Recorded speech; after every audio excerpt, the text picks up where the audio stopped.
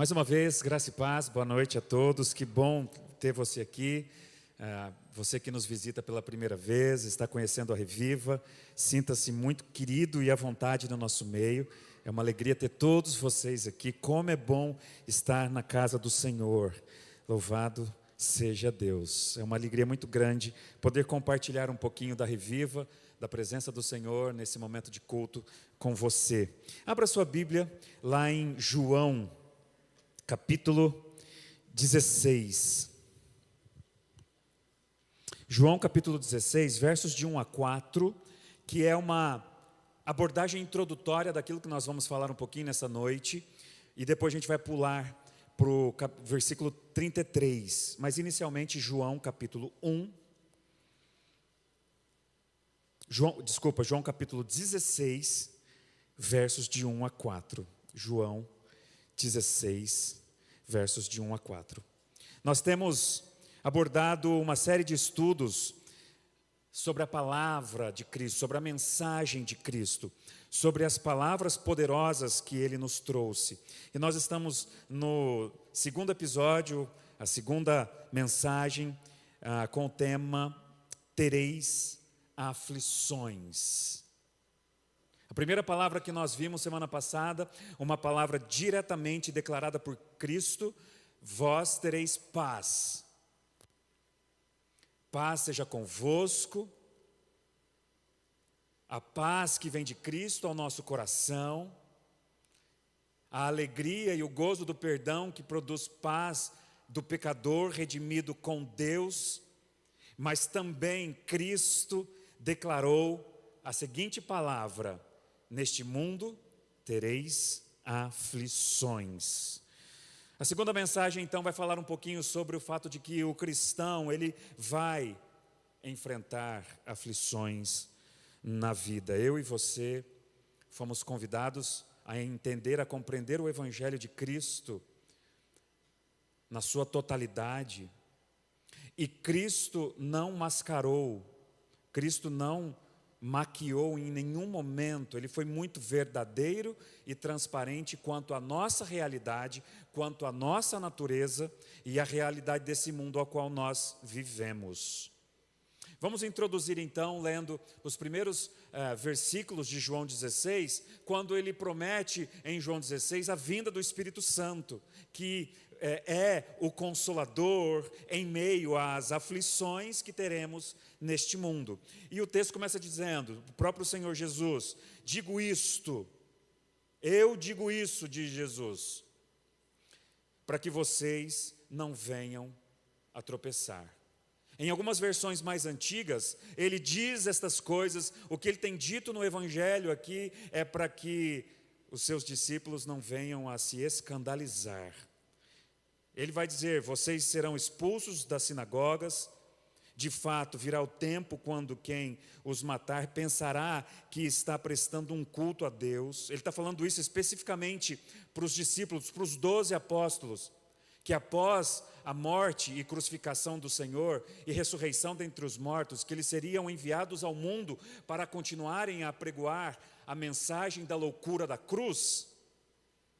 Eles enfrentariam situações terríveis tais como estas. Farão estas coisas porque não conheceram nem o Pai nem a mim.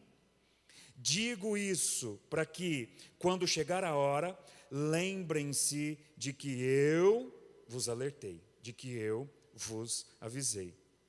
Não disse isso a vocês no princípio, porque eu estava com vocês. E aí pula lá para o versículo 33, que é o versículo chave desta noite.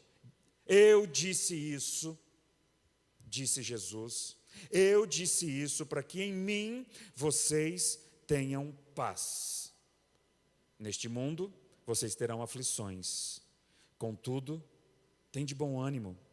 Na versão da NVI, tenham coragem, eu venci o mundo. Amém? Você está já vivenciando, vendo na televisão, eu estou no clima das Olimpíadas da França de 2024. E apesar da abertura das blasfêmias, dos sinais, inclusive, muito claros do fim dos tempos, que nós temos visto em todos os aspectos do mundo, da vida, num evento global como esse não seria diferente, tá bom? Um evento global como esse, inclusive, há um texto em que Paulo vai dizer: não vos escandalizeis com o que há de acontecer no fim dos tempos.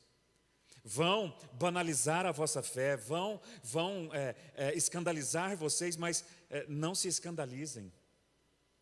Vocês serão insultados, haverá uma blasfêmia contra a nossa fé. E foi isso que aconteceu. Quem assistiu a abertura viu lá uma possível alusão ao cenário da ceia, dentro dos parâmetros dos adeptos da ideologia de gênero, e por aí vai. Um cavalo branco com um guerreiro mascarado. Há sinais de uma global evidência do fim dos tempos. Mas eu não queria entrar nesse aspecto, eu queria entrar no bom aspecto das atividades físicas, dos exercícios, dos atletas, das competições. O próprio Evangelho mostra e fala a respeito das competições. Combatei o bom combate, sejais como soldados de Cristo, ou atletas que guerreiam e que lutam a boa batalha e a boa jornada do exercício da fé. Pensando nisso, tem muito peso quando a palavra de um técnico, experimentado em muitas Olimpíadas, que já competiu aquela competição, que agora ele está sendo um treinador, que ele está treinando alguns atletas, esse técnico já ganhou medalha, ele é medalhista olímpico, ele tem experiência. Esse homem técnico, ou uma mulher técnica de uma equipe, tem autoridade para orientar os seus atletas. Você vê isso. É diferente quando um técnico experiente, experimentado naquela atividade, naquele jogo, naquela competição. Por quê? Porque ele carrega sobre si a autoridade de saber o caminho. Ele tem credibilidade para afirmar: eu sei o caminho, eu sei como vencer essa competição. Ele terá respostas às dificuldades que um atleta vai ter no percurso do treinamento, ao chegar na competição, e como lidar com as situações. Ele vai dizer: eu já fiz isso, eu ganhei uma medalha, eu sei o caminho.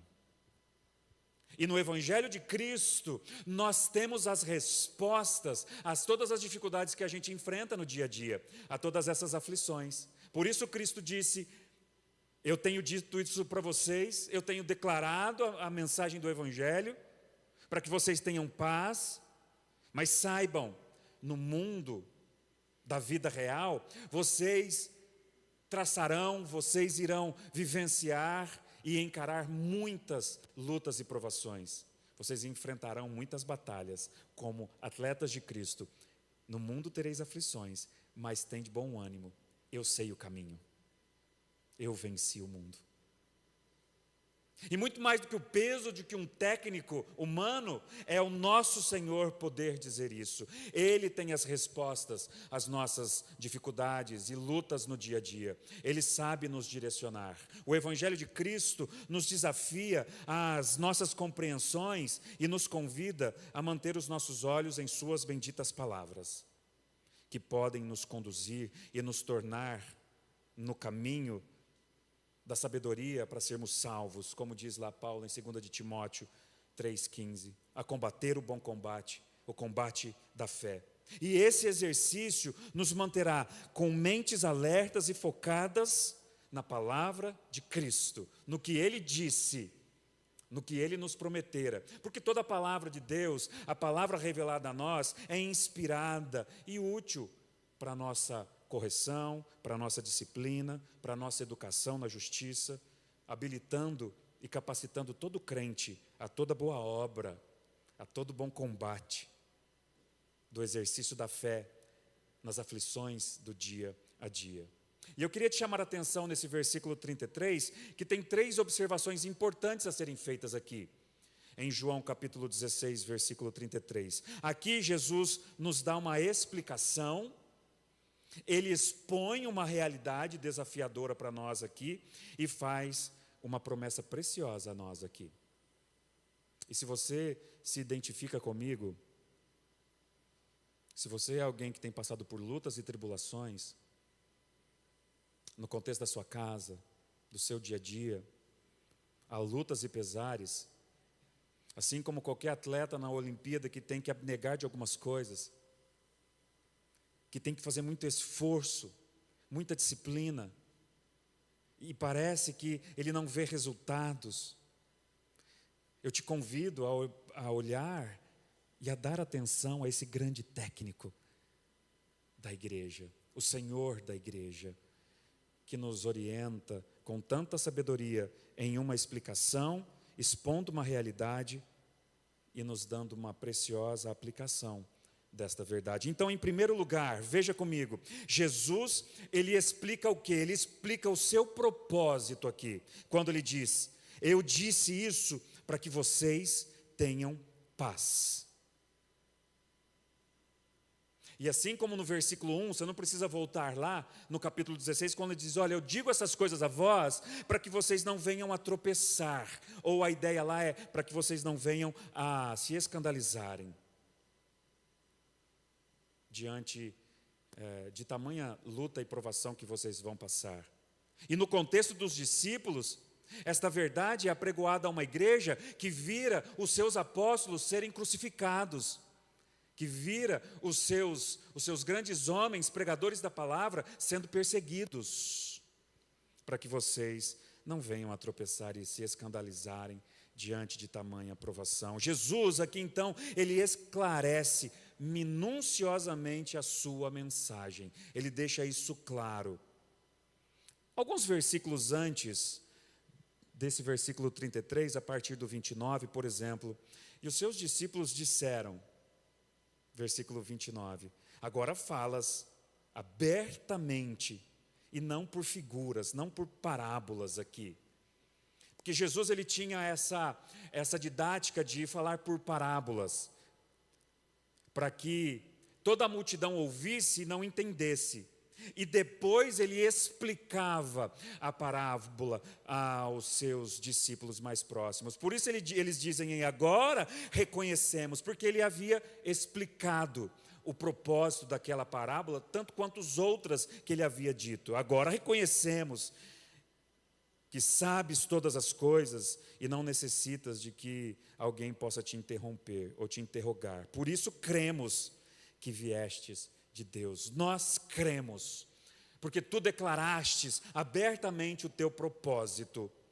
O Senhor explicou o teu propósito, a tua mensagem. Eu tenho dito isso a vós, disse Jesus, para que vocês tenham paz, para que vocês não tropecem, para que vocês compreendam, enquanto vocês estão labutando a batalha da vida,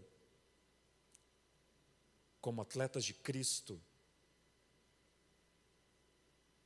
trabalhando na fé, Cristo desenvolvendo essa fé em você, em mim, em nós, sabedores, porque ele deixou muito claro, ele explicou, assim como um professor para o seu atleta, ele vai ter que deixar muito claro.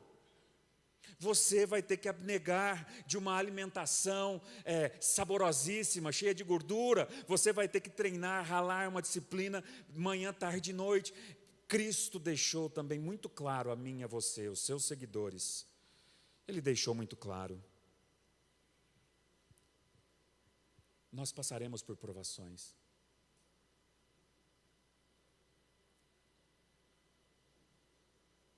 Mas que nele nós encontraríamos paz, em meio às provações. E ele explica para que você então não tropece na sua jornada.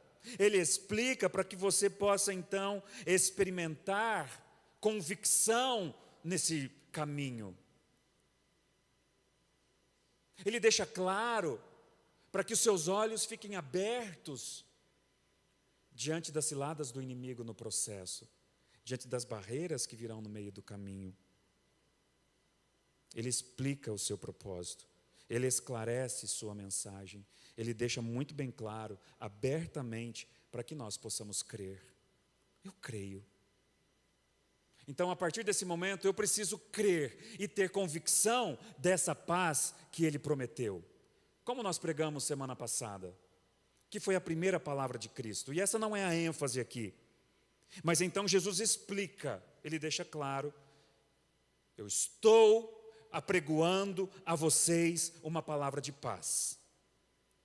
Eu estou apregoando a vós uma palavra de bênção. Porém, neste mundo tereis aflições. É a segunda informação que nós obtemos deste versículo. Segundo ponto, Jesus ele expõe a realidade nua e crua ao dizer: neste mundo vocês terão aflições. É um contraposto aqui. Ele diz: em mim vocês terão paz, mas neste mundo vocês terão aflições. Eu não posso dizer a vós qual vai ser o problema que você vai enfrentar amanhã. Talvez eu não saiba o que você está passando agora. Talvez você sofra de uma doença debilitante, ou repentinamente você enfrente uma doença que te ameaça a morte. De repente, você perde uma pessoa muito querida, enfrenta um tipo de acidente que pode, de alguma forma, tirar a sua paz. Porque nós vivemos no contexto de uma raça caída, de uma natureza humana que vai experimentar o sofrimento. Mas Jesus, ele disse: neste mundo vocês terão aflições. Jesus disse essas palavras num contexto do cenáculo, quando ele partilhava a sua última ceia com os seus discípulos. Ele estava prestes a ser crucificado naquela cruz. Ele sabia que a sua hora haveria de chegar e logo, tão em breve, sofreria pelos pecados de toda a humanidade. E ao antever o tempo em que não estaria mais ali, ele sabia que os seus discípulos iriam enfrentar problemas grandes após a sua ida ao reino dos céus. Que as suas ovelhas estariam no meio de lobos. Então esse tema, ele surge repentinamente e constante no discurso final de Jesus no seu ministério. Por exemplo, Jesus ele falou aos discípulos que os deixaria. E isso abalou a fé dos discípulos em João capítulo 13, versículo 33, versículos 36, capítulo 16, versículo 8. Jesus deixou claro que o mundo iria os odiar, assim como o mundo odiou o próprio Cristo, em João 15, 18. Jesus deixou claro que pessoas iriam procurar matar ele, o Cristo, e depois iriam perseguir os discípulos, em João 16, capítulo 2. E que os próprios discípulos estariam chocados, iriam lamentar com muita tristeza e angústia, como ele diz no 16, versículo 20. E mais, que ele seria abandonado pelos próprios discípulos e que eles todos seriam espalhados como ovelhas sem pastor. E essa tônica do discurso de Jesus aos discípulos ficou muito claro que Jesus foi transparente com os discípulos. Assim como a mim e a você, no mundo nós teremos aflições.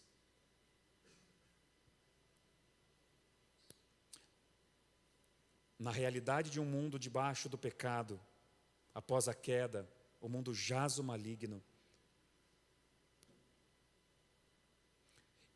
E a partir do momento que você se posiciona ao lado de Cristo, você entra nesse embate da fé. E você vai sofrer terríveis aflições e você vai precisar perseverar até o fim. Então, finalmente, aqui resume-se em todas essas tribulações com esta pequena declaração de Jesus: neste mundo tereis aflições. Esse é o verdadeiro evangelho, que esclarece, sem deixar qualquer vírgula de dúvida a mim e a você. Nós vamos sofrer. E Deus continua sendo fiel. Nós vamos padecer dores, lutas, separações, conflitos. E nos identificamos com Cristo em seu sofrimento, perseverando em meio às provações. Neste mundo, é comum a todos passar por aflições, passar por lutas. E como disse Tiago no capítulo 1, tendes por grande alegria o passardes por diversas provações, sabendo que a prova da vossa fé produz perseverança, e a perseverança, maturidade, e tendo ação completa, levando vocês à plenitude de Cristo. No mundo teremos aflições, mas aí, em terceiro lugar, Jesus, ele faz uma aplicação. Se em primeiro lugar, ele explica o seu propósito, deixando claro que ele quer nos dar paz e não nos permitir tropeçar ou escandalizar diante da realidade das aflições da vida. Em terceiro lugar, Jesus ele faz uma bela aplicação aqui. Quando ele diz no finalzinho, contudo, vocês vão sofrer, nós vamos ter aflições, contudo, tenham coragem. Tem de bom ânimo, eu venci o mundo. Ele é o supremo sacerdote que pode se compadecer das suas ovelhas, porque ele mesmo passou na própria pele, ele vivenciou as nossas dores, ele chorou as nossas lágrimas, ele carregou sobre si as nossas enfermidades, as nossas doenças, o nosso próprio pecado naquela cruz. E essa declaração, tenham coragem, tenham bom ânimo, aqui é um imperativo divino. Jesus não está apenas te encorajando a fazer algo, ele está te mandando fazer isto. Tenha coragem, seja forte. Não importam os problemas que virão, não deixem que os seus corações fiquem perturbados, encham-se de coragem no Senhor, diante de um mundo de aflições, porque Cristo vos prometeu paz em meio às aflições. E muito mais, Ele é alguém que tem a autoridade para dizer, confie em mim, eu venci o mundo, eu sei o caminho. Na verdade ele disse, eu sou o caminho. Essa expressão, seja forte e corajoso, eu sou o Senhor, eu estou contigo, é uma das exortações mais repetidas na Bíblia, de Gênesis a Apocalipse. Uma expressão que exala a forte declaração do próprio Cristo vencedor, eu venci o mundo. E sabe o que é interessante aqui nessa promessa? É o tempo verbal que ele está.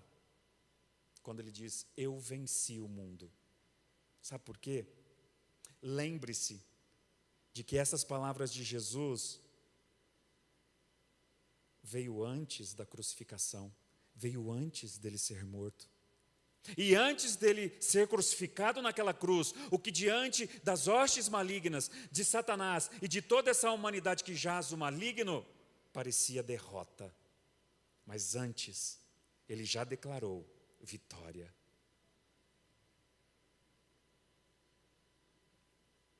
Jesus ainda não havia consumado a sua obra, a qual ele veio fazer neste mundo.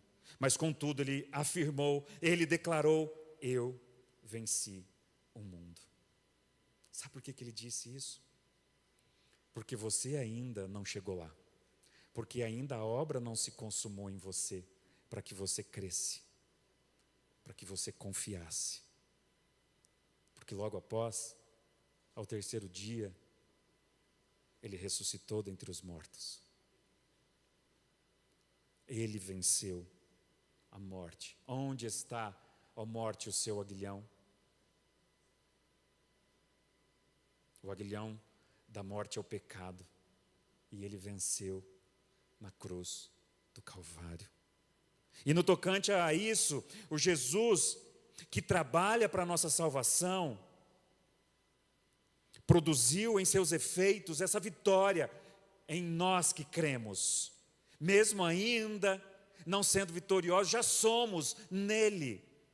Ele já havia resistido toda a tentação, ele já estava totalmente preparado para se oferecer como sacrifício perfeito no meu e no seu lugar. Os eventos históricos que levaram Jesus à cruz, ao túmulo e depois fora do túmulo vazio, já haviam começado. Jesus já estava olhando adiante, nos ensinando que é esse olhar de fé que nós devemos ter em suas promessas, que vão se cumprir na vida dos seus seguidores. E o que essas promessas significam para nós nos dias de hoje? Porque essas palavras, foram muito pertinentes àqueles 12 apóstolos. Essas palavras foram ditas a eles à mesa da ceia, no cenáculo antes da crucificação. Mas elas têm significado poderoso para nós nos dias de hoje. Se Jesus venceu o mundo, então a morte foi derrotada.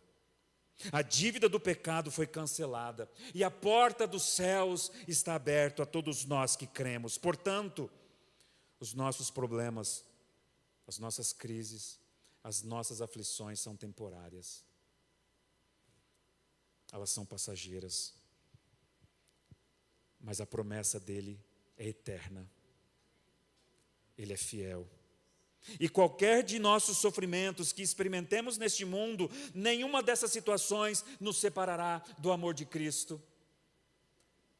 Já somos mais que vencedores nele. E se Cristo venceu o mundo, nós podemos vencer o mundo pela fé, caminhando, confiando nele. Podemos resistir à tentação, podemos resistir ao pecado e perseverar em meio às lutas e tribulações do dia a dia. Podemos viver por Cristo e seu reino hoje. Também podemos morrer por Cristo, tendo a plena esperança de receber dele todas as promessas, declaradas inclusive no Apocalipse.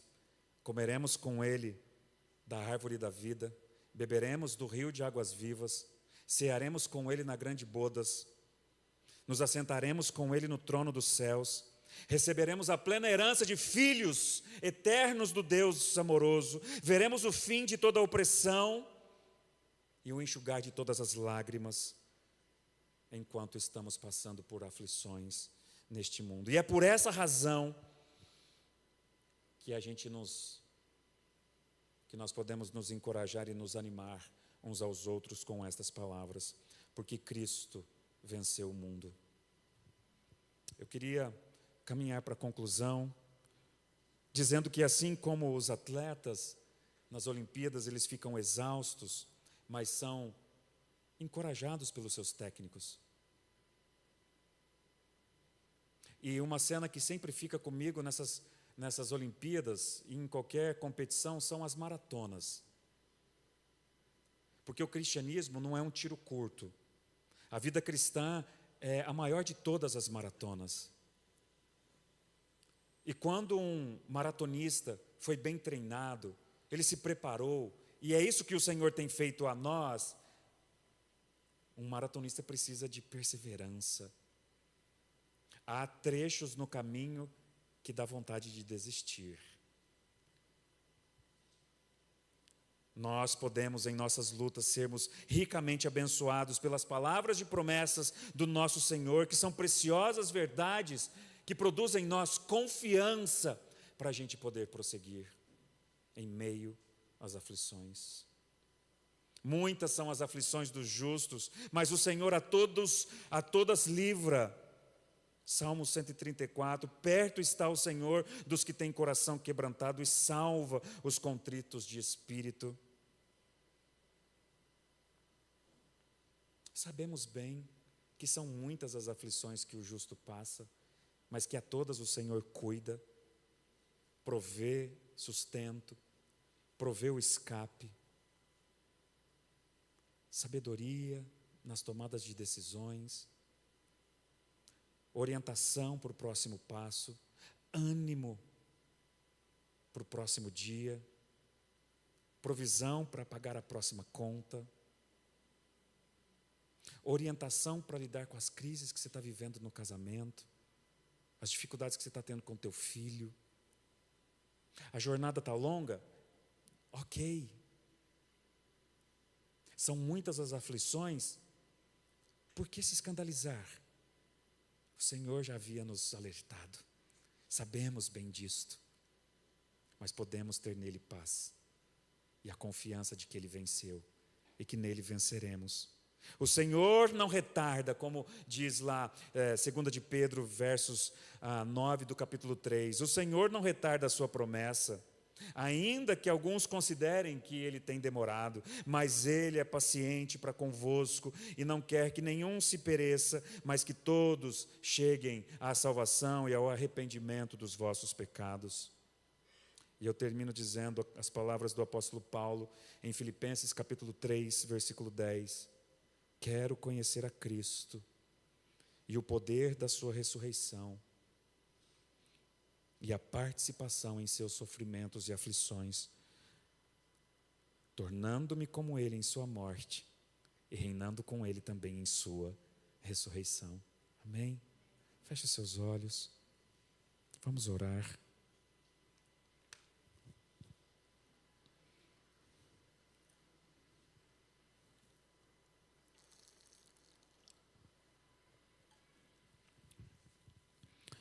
Eu queria que você refletisse comigo nesse momento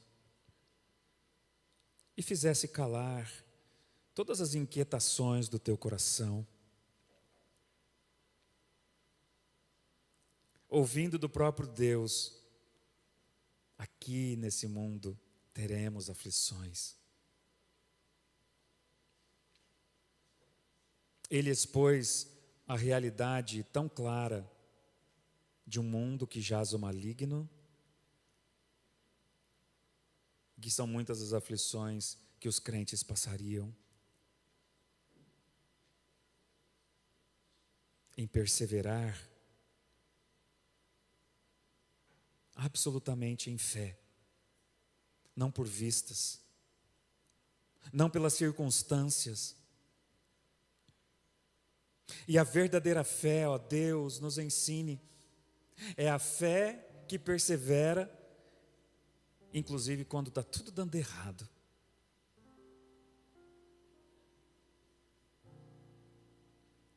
Mas que produz paz que excede todo entendimento, que faz guardar a minha mente e o meu coração em Cristo, para que eu possa prosseguir.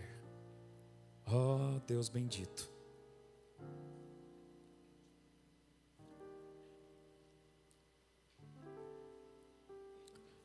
como é bom descansar nas tuas palavras e confiar nelas.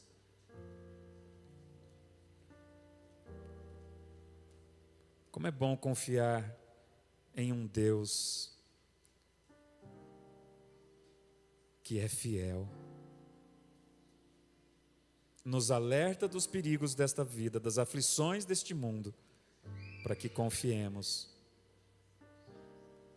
e possamos perseverar até o fim, alicerçados nesta palavra. Oramos em nome de Jesus.